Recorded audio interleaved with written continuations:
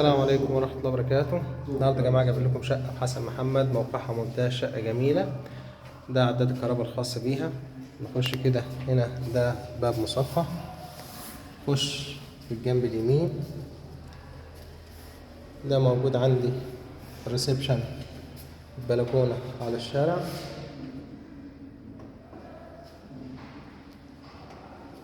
زي ما حضراتكم كده شايفين التشطيب.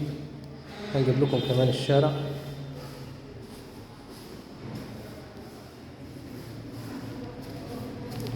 ده هنا البلكونة بتاعتها،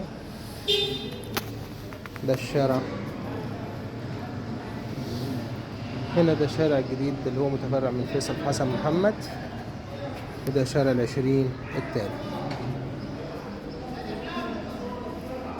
ده الريسبشن اهو من الاتجاه التاني.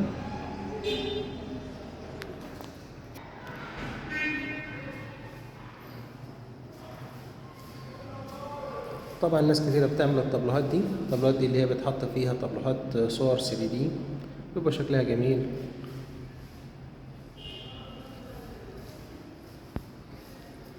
ده الستايل بتاع الطرق الداخلية.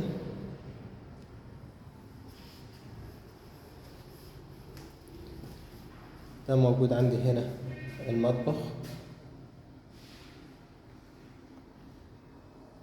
وفي سيراميك زايد، يعني لو في عندك حاجة فيها أي مشكلة السيراميك بتاعك فيه منه اهو، تقدر تستخدمه.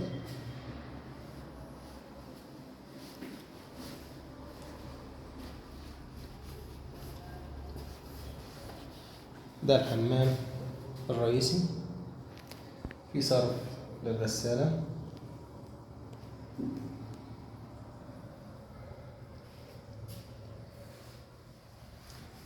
هنا دي أول أوضة موجودة عندنا، تبقى موجودة عندنا على المنور. هنا موجود ده الحمام الصغير.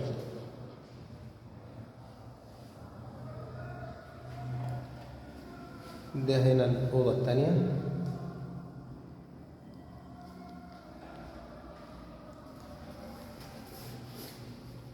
وهنا دي الأوضة التالتة.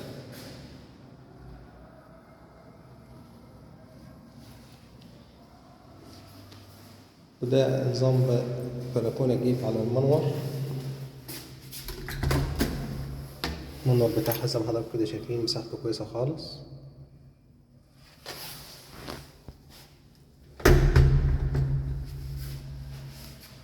يبقى ده التصميم بتاعها، الأوض فاتورة الداخلية وريسبشن لوحده بره على الشارع.